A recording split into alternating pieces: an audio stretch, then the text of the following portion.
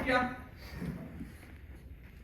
There was an illusion held by both sides that this would be a short, relatively bloodless conflict. One big battle would determine it. First major battle would be fought in July at First Bull Run in northern Virginia.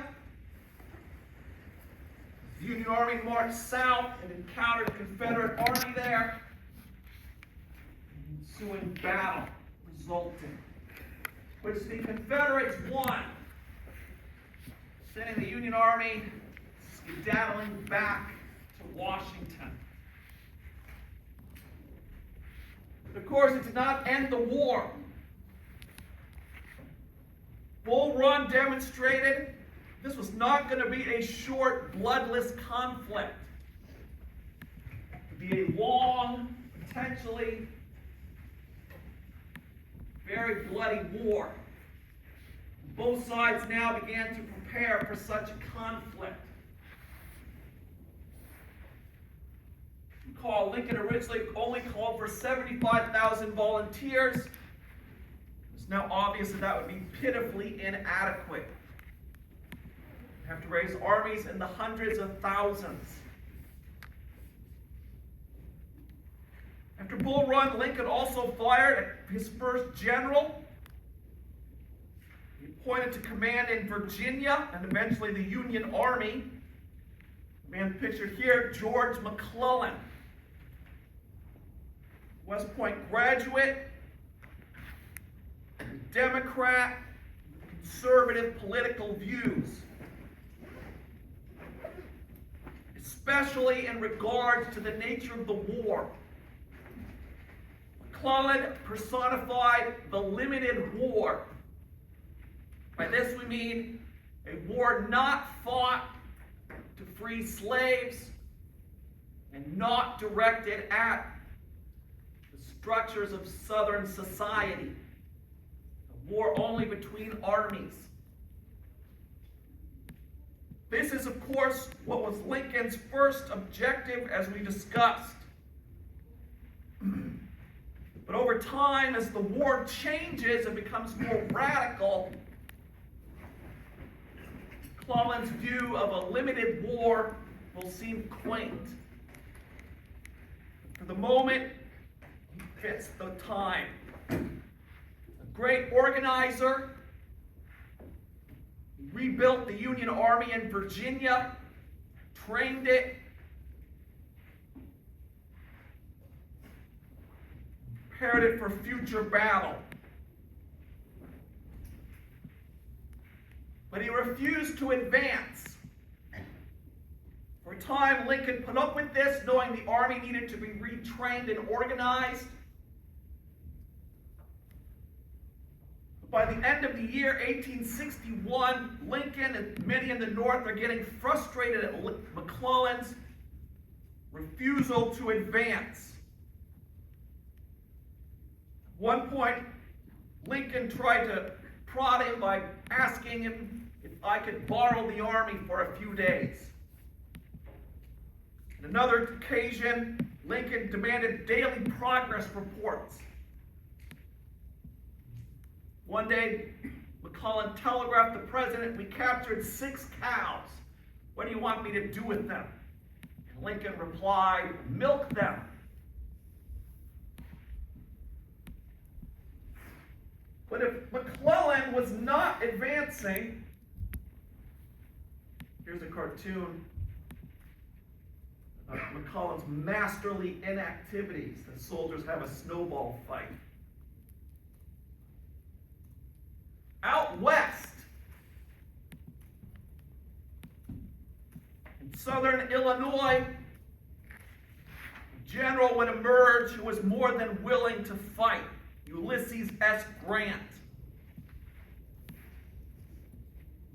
Like McClellan, a West Point graduate, but where McClellan graduated near the top of his class, Grant was from the middle. His pre-war, he had served in the Mexican War, then left the army under scandal, accusations of drunkenness. But now, West Point graduates were in great demand, and Grant was given a general position. Grant was a fighter. He did not hesitate to fight. He was not worried about what his opponent was going to do to him. He focused on how he could strike at his opponent.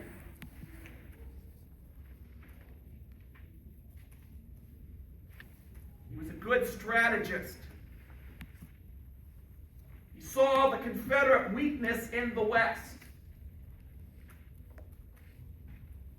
We're at two forts in Tennessee, Fort Henry on the Tennessee River and Fort Donelson on the Cumberland. If these forts were captured, it would tear the Confederate defense line, create a huge hole, allow the Union Navy to use these rivers to advance into Tennessee.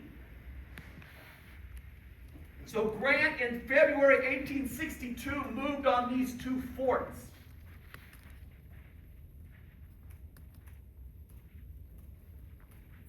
He very quickly captured Fort Henry, and then moved to besiege Fort Donelson. Confederates tried to break out, but they were stopped. When they asked for surrender terms, Grant said, "No terms except unconditional surrender." This made Grant a national hero in the North. As I said, it ruptured Confederate defenses. For the next 2 months, the Union forces would occupy central and western Tennessee and capture the vital city of Nashville. Beginning of April, Grant was at a place called Shiloh on the Tennessee River, just north of the Mississippi border.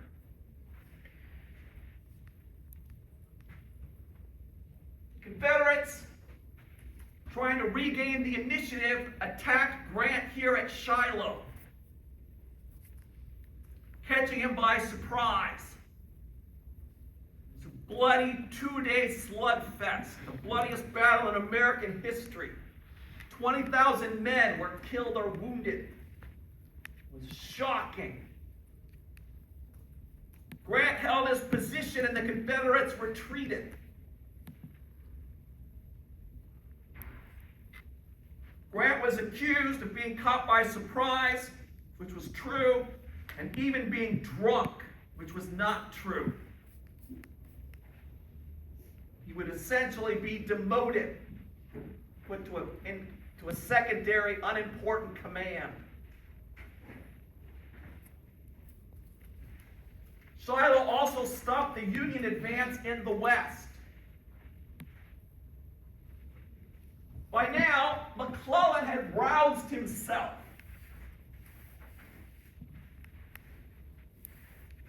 His plan was not to march overland to Richmond.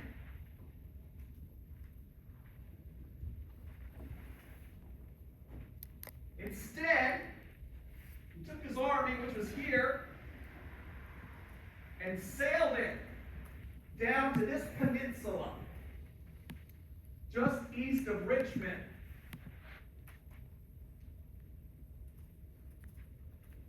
He was hoping that this would be a bold, quick strike, catch the Confederates off guard.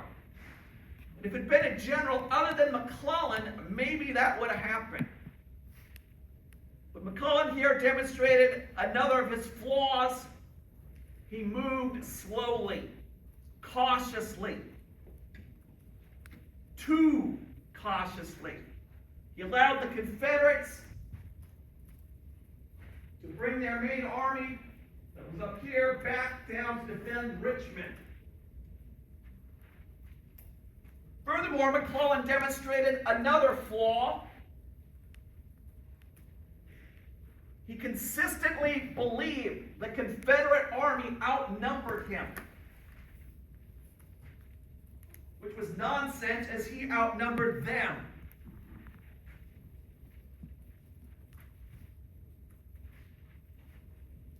But this explains to some extent his hesitant advance. He feared he was heavily outnumbered. Eventually, he came in sight of Richmond.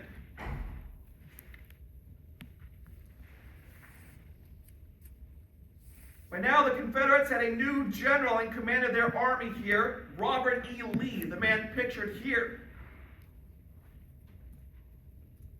Lee came from a distinguished family. It traced itself to Martha Custis, George Washington's wife. Graduated second in his West Point class. Distinguished service in Mexico and the pre-war army. At the beginning of the war, he was offered command of the Union Army, but turned it down. To the surprise of some of his family members, joined the Confederacy. Lee was the most aggressive general of the war. He wanted to attack and destroy his opponent's army. He believed this was the only way the Confederacy could win.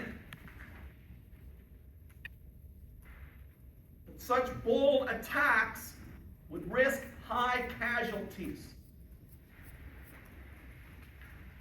With McClellan outside of Richmond, Lee decided he had no choice but to attack.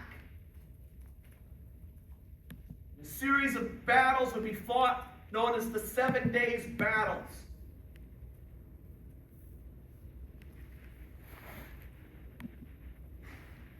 McClellan immediately decided that his supposedly outnumbered army had to retreat to the James River if it was going to be saved.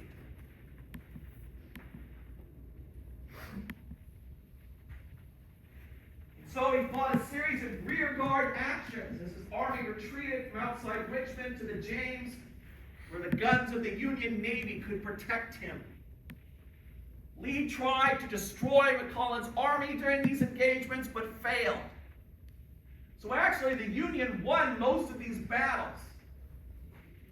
But because they were retreating, the 7 days are a Confederate victory, as Lee drove McClellan away from Richmond. He suffered huge casualties, though, losing over 20,000 men. The Union lost only 15,000. The 7 days completely changed the war. Their impact was huge. They destroyed Union morale, gave the Confederacy the initiative. They prevented McClellan from capturing Richmond, which, if he had done so, combined with Union victories in the West, probably would have ended the war, with slavery still in existence. Thus, by prolonging the war, Lee inadvertently enabled it to destroy slavery.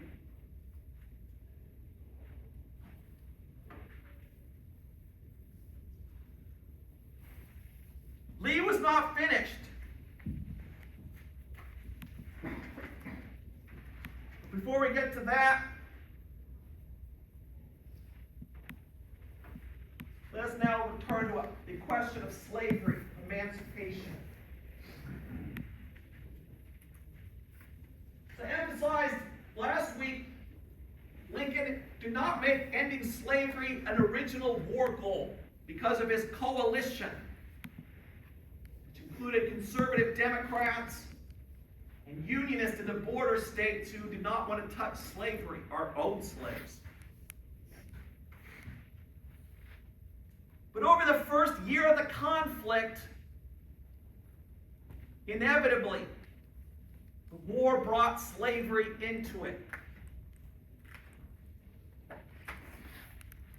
Part of this was because of black slaves themselves. When the war started, they saw this as their opportunity for freedom. When Union armies came close, they would run away to Union lines, seeking freedom. Everywhere Union armies would go for the next 4 years, this would happen. Hundreds of thousands would run away. In 1861, it was only a trickle, though. But it brought up a big question. What are Union commanders supposed to do with these runaways? Well, in Virginia, a commander who was a lawyer declared them to be contraband of war, and thus they could be seized by the Union Army and put to work. The Lincoln administration, after some hesitancy, adopted this as official policy, the contraband policy. In essence, it was encouragement for slaves to run away, because the Union Army will take them in, house and feed them, and put them to work. So this is the first blow against slavery.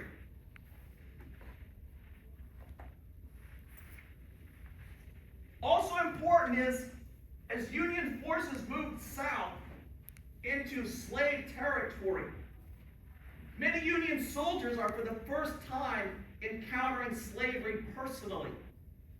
You know, these are men who come from small northern communities. They've never gone anywhere in their lives. Maybe they've read about slavery, but that's it. Now they're seeing it. They don't like it. It's brutality, inhumanity. But they also realize something else: the importance of slavery to the Confederate war effort. Because the Confederacy was using slaves to build forts and trenches to help, bring up supplies, to do simple things like clean soldiers' clothes or cook food. Slavery was central to the Confederate war effort. It freed up white men to be soldiers. So people increasingly began to question this policy of not attacking slavery, because they see it as a way of attacking the Confederacy. And Lincoln begins to move in this direction. Careful politician, Lincoln never tried to move ahead of public opinion. His original slave policy, which he introduced in the winter of 1862, was pitched to the border slave states that had remained loyal. He proposed that they free their slaves, and the Union government will pay them to do so. Lincoln argued that this would undermine the Confederacy by showing that slavery was dying. You can debate that point, but that was his argument. But the border slave states adamantly refused to follow this plan.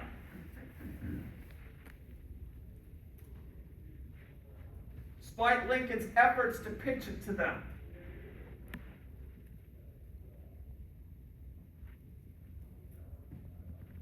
Then came the 7 days.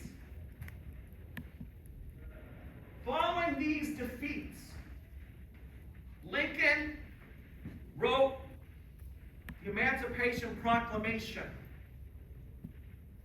which he would, if issued, free all slaves in states in rebellion against the Union.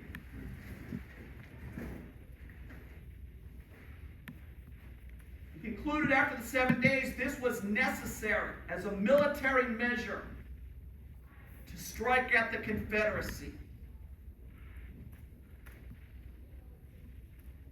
He presented this plan to his cabinet, here in a famous painting, They all liked it. They all agreed with it. But one of his key advisors said, you shouldn't issue it after a defeat. If you issue it now, it'll look like the last desperate throw of a dying cause. You should wait for a military victory. That'll give it more strength. Lincoln saw the wisdom in this and put the proclamation in his desk and waited for a military victory.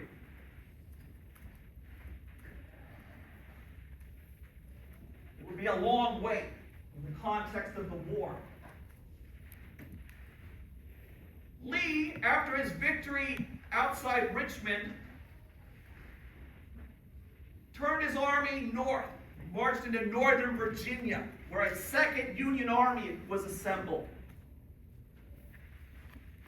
Back at the old Bull Run battlefield, a second battle was fought there. Second Bull Run, against a Union army commanded by a man named John Pope, who's said to be, among his characteristics, a liar.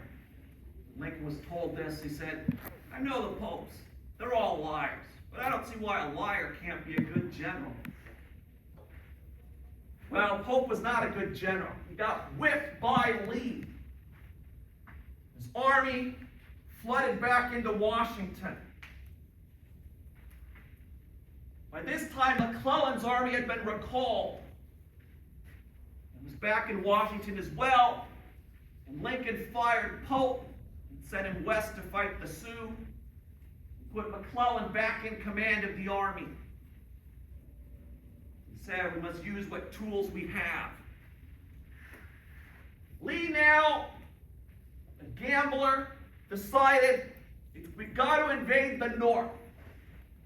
If we can win a military victory in the North, it could end the war. Can convince Britain, in particular, that our victory is inevitable and they'll recognize us and maybe move to end the conflict. And so he moves his army into Maryland, feeling very confident with McClellan back in command, because he really didn't respect McClellan, despite what he said after the war. Lee divided his army, each one to carry out separate missions in western Maryland.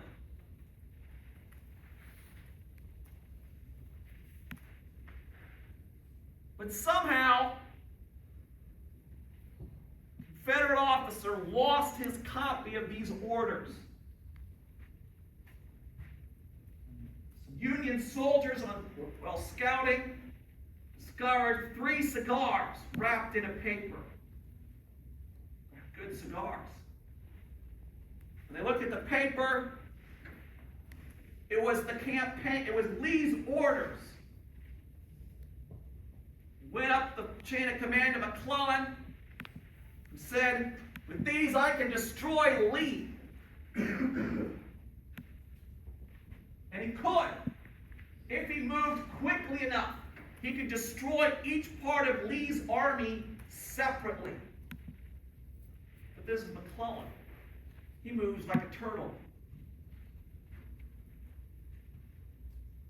But he's moving faster for McClellan, and Lee notices this. And he orders his army to concentrate before McClellan can get to him. Concentrate in southern Maryland. Way up here, a place called Sharpsburg or Antietam. Sharpsburg is the town, Antietam is the stream that is there. In mid-September, at Antietam, McClellan will attack Lee's army. It's an all-day battle, poorly fought by McClellan, not surprising. At the end of the day, Lee's lines hold, just barely. It was the single bloodiest day in American history. 22,000 men were killed or wounded. Lee, however, decided he had to retreat back into Virginia. Thus, his invasion failed. His army had been badly mauled. The gravest threat to the Union in the war thus far had been checked.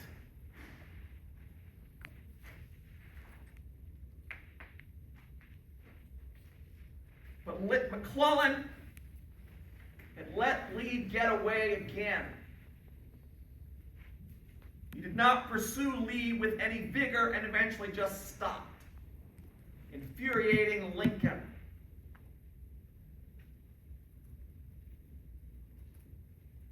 After the off-year congressional elections in November, Lincoln finally fired McClellan permanently.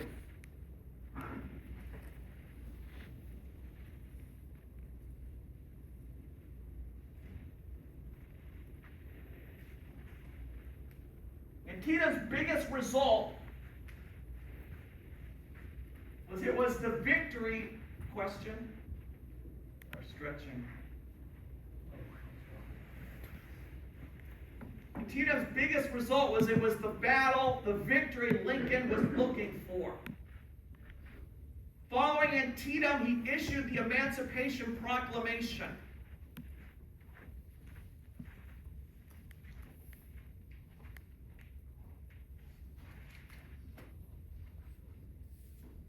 He issued it for two reasons. The main one is a military measure to strike at the Confederacy.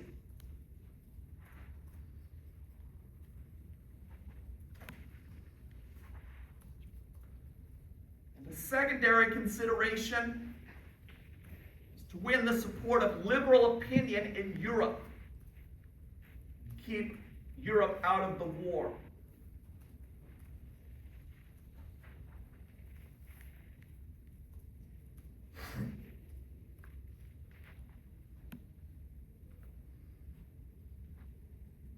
By effects, I mean, what did the proclamation do? It declared, as I said earlier, that all slaves in areas in rebellion against the U.S. are now forever free.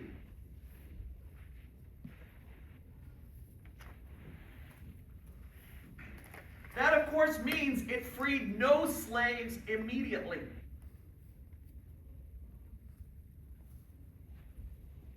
Because it did not apply to the border slave states.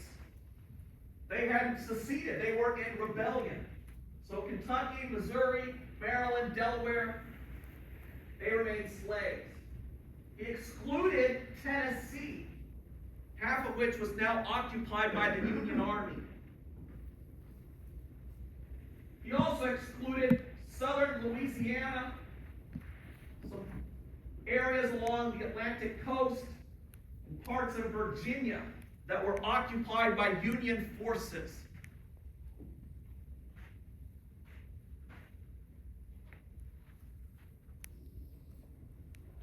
So a cynic would say Lincoln freed slaves where he had no authority to free them.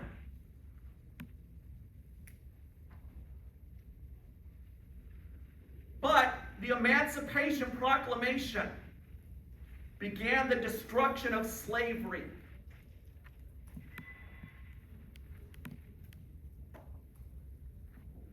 It turned the Union Army into an army of liberation. Wherever it went, it freed slaves.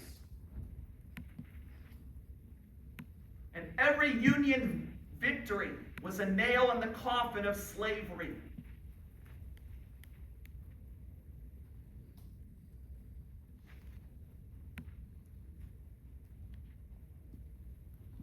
Let's get acceptance.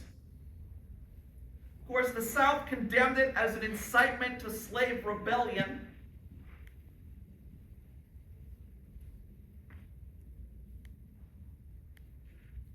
abolitionists initially criticized it as not going far enough, but they would eventually embrace it.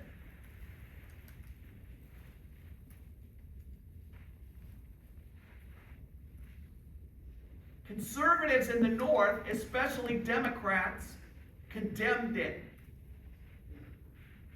They argued it would open the North to invasion by free blacks and lead, as one man said, to the mingling of the white and black races.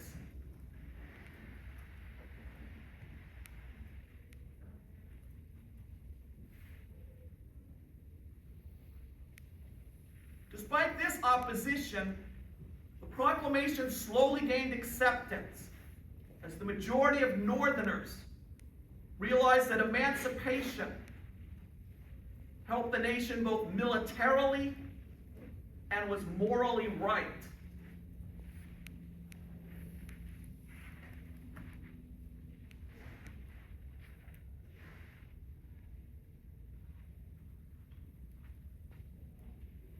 One other important result of the proclamation was in it, Lincoln announced his intention to begin recruiting black men into the Union Army. When the war began, this was actually illegal. Blacks were not allowed into the Army. They were in the Navy, though. But Congress changed the law in the summer of 1862, although Lincoln did nothing about it at that moment. But now, he announces he will begin recruiting black soldiers. Why? Well, the answer is very simple. The need for manpower. Remember, this war is turning out to be far bloodier than anyone expected. We're going to need bigger armies to conquer the South. We need all the men we can get.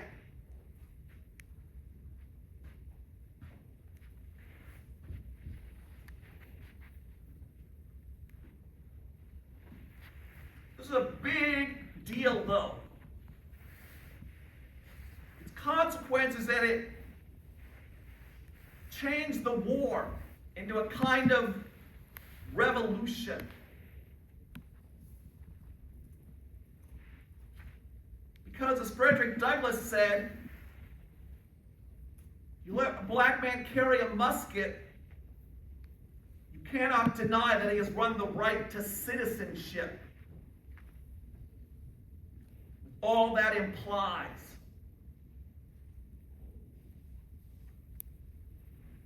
So it opens the debate. What are we going to do with free blacks after the war? What will their status be? Will they be half citizens, full citizens? What? These questions will be answered after the war, but the debate begins now.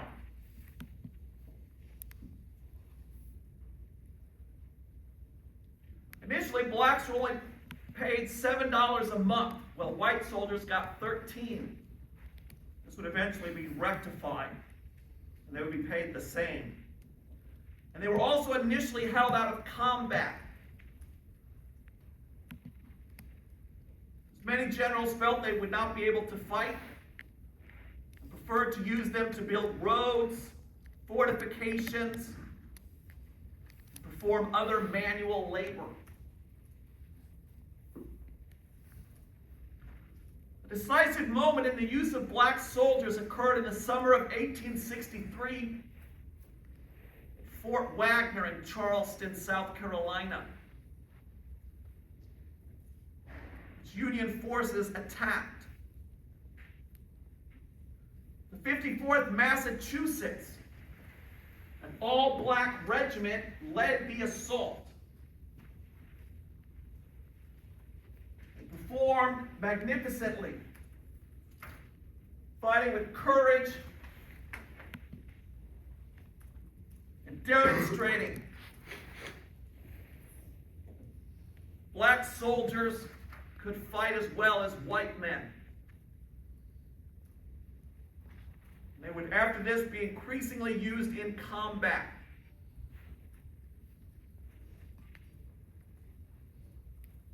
By the end of the war, about 178,000 blacks had served in the Union Army. 37,000 had died. 21 blacks were awarded the Medal of Honor.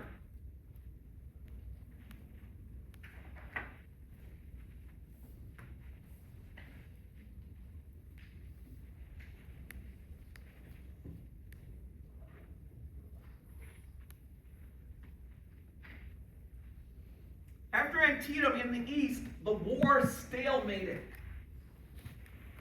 Neither side was able to gain an advantage. In the summer of 1863, Lee once again tried to break the stalemate by invading the north, this time going into Pennsylvania, hoping that if he could win a battle here, it would lead to Confederate independence. The man in command of the Union Army now is George Meade, pictured here. On his old snapping turtle, with his quick temper. He followed Lee into Pennsylvania, and the two armies collided at Gettysburg. A ferocious 3-day battle was fought, in which Meade and the Union Army prevailed, forcing Lee to retreat back to Virginia.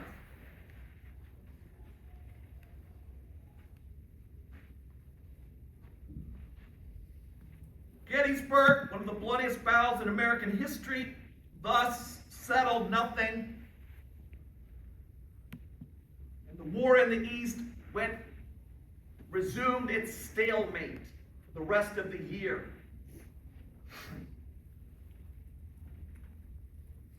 But out west, dramatic events were occurring. Ulysses S. Grant was back in favor and given the task of capturing Vicksburg.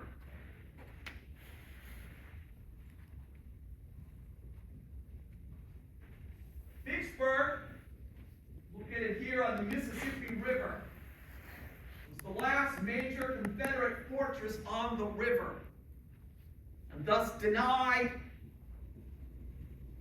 Union merchant ships the use of the Mississippi.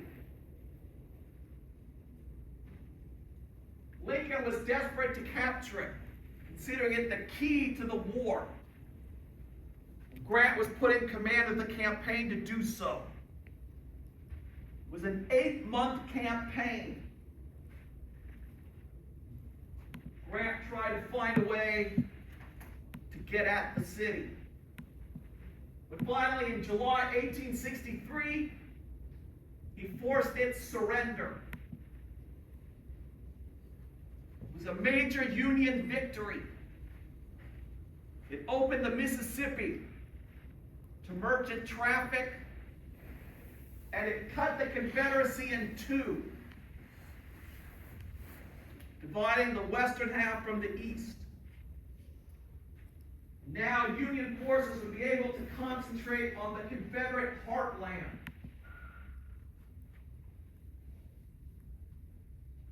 A few months later, Grant would win a second major victory at Chattanooga, here in southeast Tennessee, a major rail hub, which Union forces had captured and then were besieged by Confederate armies. Grant was put in charge of ending the siege.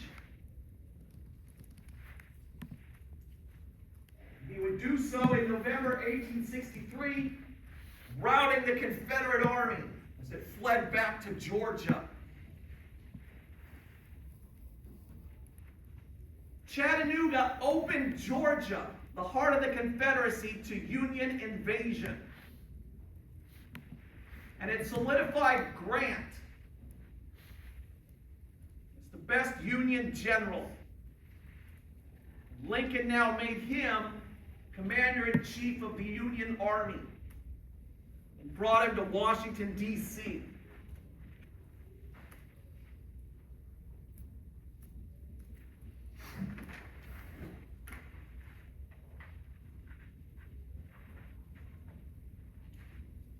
Grant's plan for the 1864 campaign was for all Union armies to attack at the same time in Virginia and in Georgia,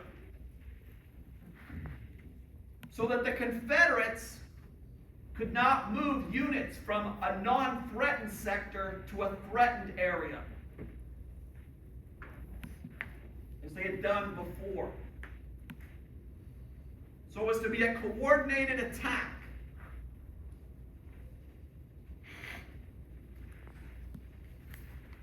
With Grant overseeing Meade's army in Virginia, seeking to destroy Lee's army and capture Richmond,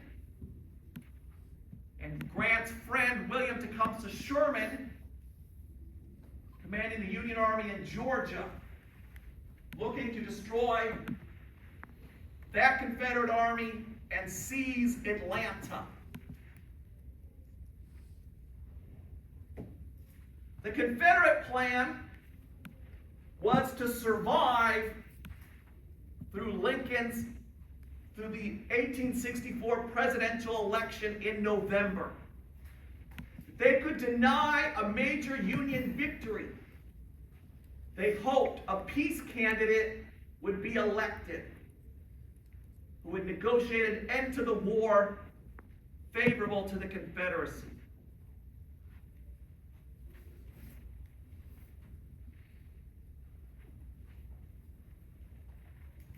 We call the Virginia campaign in '64 the Overland Campaign.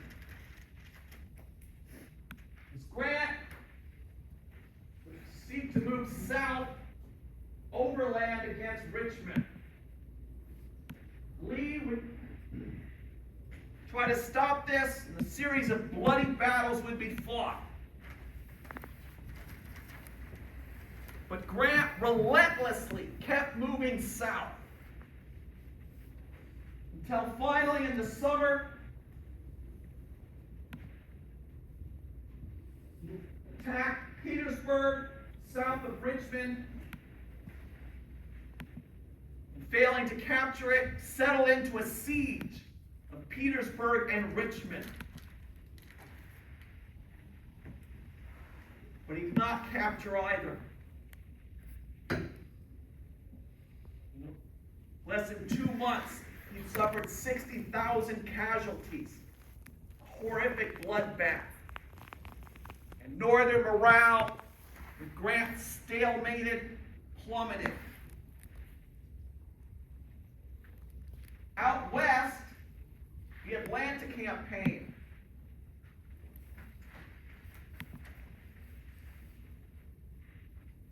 This was not nearly as bloody, as Sherman generally tried to avoid a frontal attack that might result in huge casualties. Instead, he tried to outflank his opponent. The Confederates always retreated to a new defensive position. This went on all summer. By August, Sherman had reached the outskirts of Atlanta, but he had not captured the city. Instead, he was seen to be settling in for a long siege. So it seemed that as August came to an end, Grant's campaign had failed. Neither he nor Sherman had achieved their objectives, and they seemed stalemated. Grant outside of Petersburg and Richmond, and Sherman outside of Atlanta.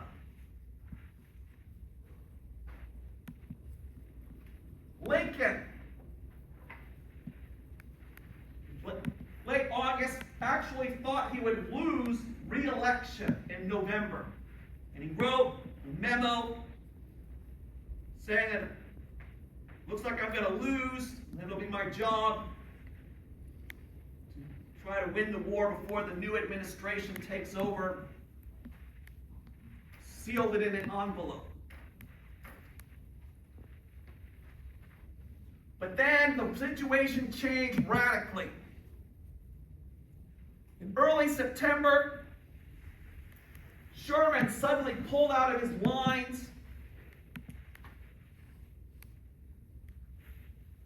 around Atlanta and swung way to the south against Jonesboro, a key railroad hub for Atlanta. He captured it, and the Confederates abandoned Atlanta because they could no longer supply it.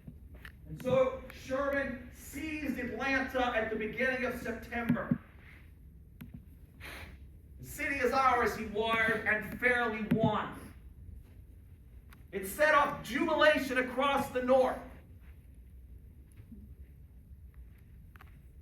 restored Northern morale, and convinced people we're winning the war.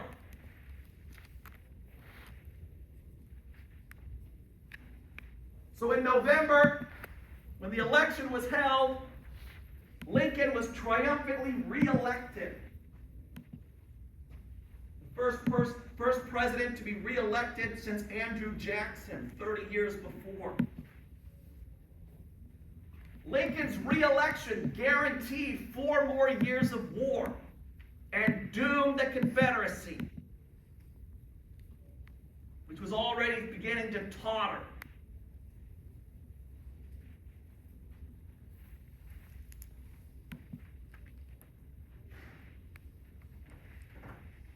Sherman was determined to strike the final blow.